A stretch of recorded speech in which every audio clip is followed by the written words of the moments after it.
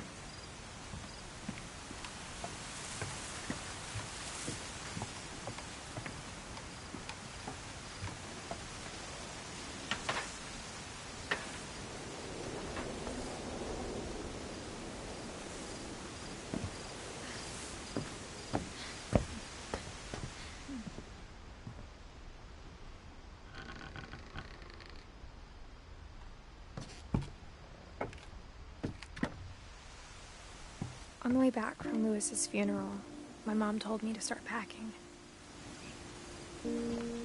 She waited until the day before we left to tell Edie. I'm not sure if she wanted to make it easier or harder.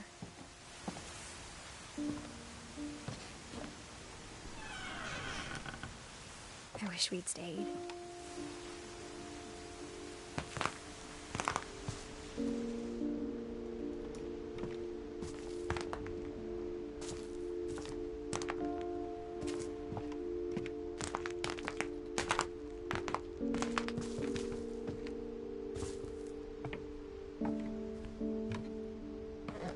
My mom ended up leaving everything behind.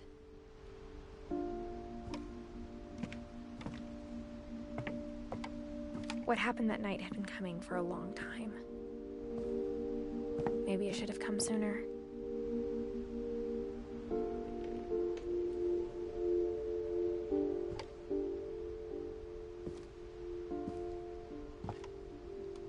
But it had to end one way or another.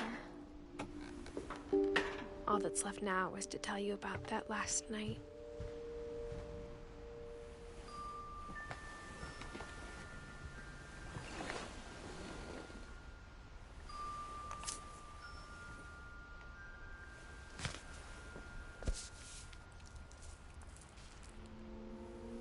That whole last day, Edie just watched us pack and didn't say a word.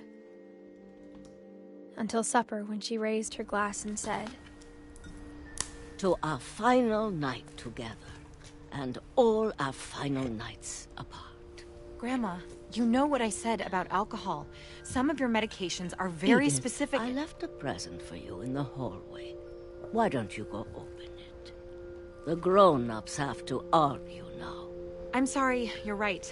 We're all leaving tomorrow. Let's just enjoy our last... I'm not leaving. Edith, you're excused.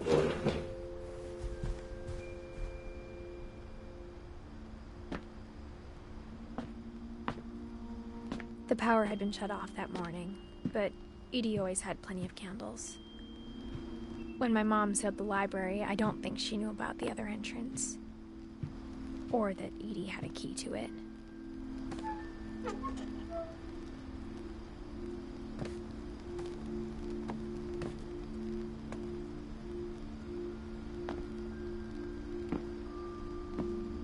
That thing you're afraid of isn't going to end when you leave the house.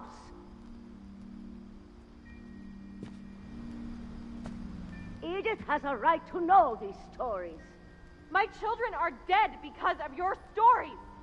I think it's best if Edith and I leave tonight.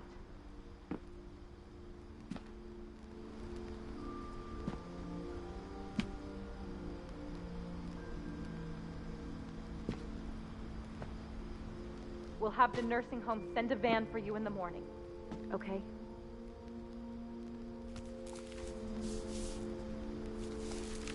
Dear Edith, there's so many stories I wish I could tell you, but there's only time for one. This is about what happened on the night you were born. That night, the tide went way, way out. It was the first and last time I ever saw the old house aground. There'd been an earthquake out in the middle of the ocean. They called it the lowest tide in 1,000 years. God, it smelled awful. You know, I've seen that house every day of my life.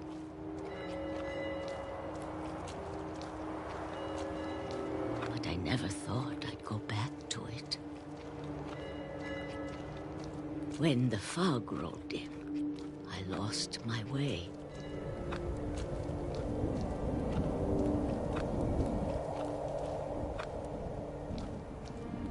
I got turned around.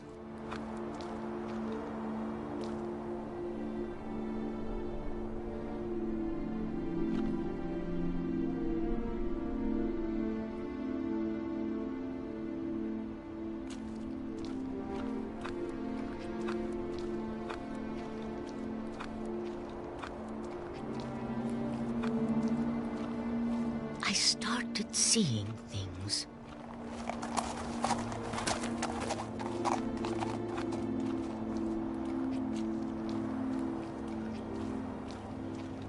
Things I'd forgotten had ever existed.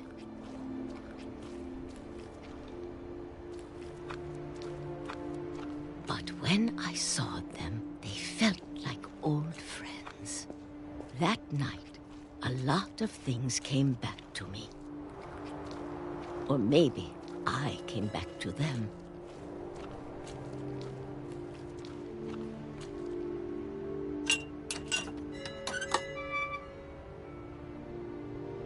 Things I can't explain, but that I need you to try and... Edith, what are you doing in here? It's mine! Edith! Mom, you're gonna rip it! Let go! I kicked and screamed, but Mom dragged me to the car.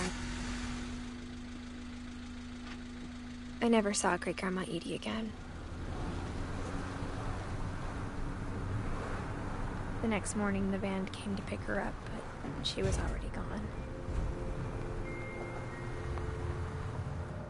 After that, we moved around a lot.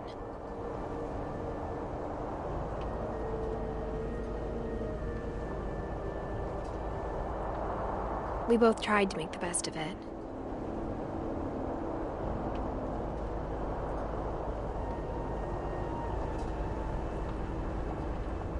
A few years went by.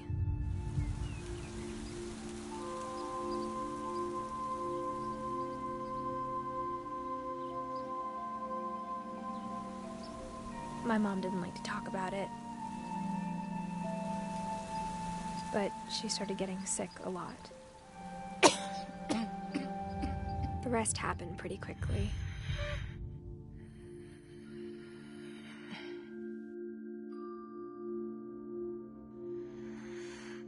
She got better for a while, and then she didn't.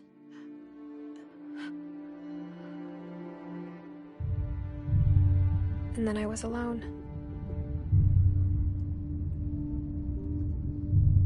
The last Finch left alive.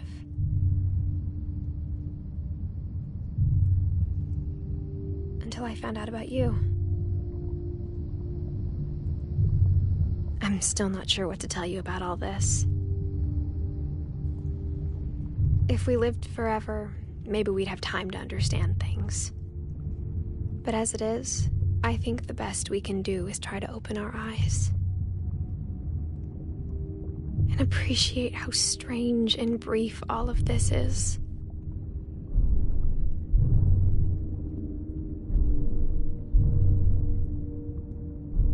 This journal was supposed to be for you. But now I hope you'll never see it.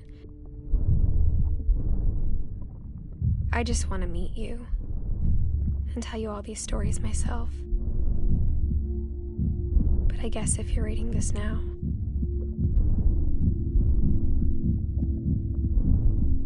things didn't work out that way.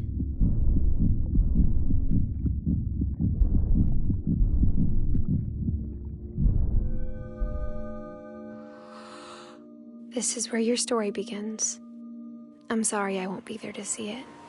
It's a lot to ask, but I don't want you to be sad that I'm gone.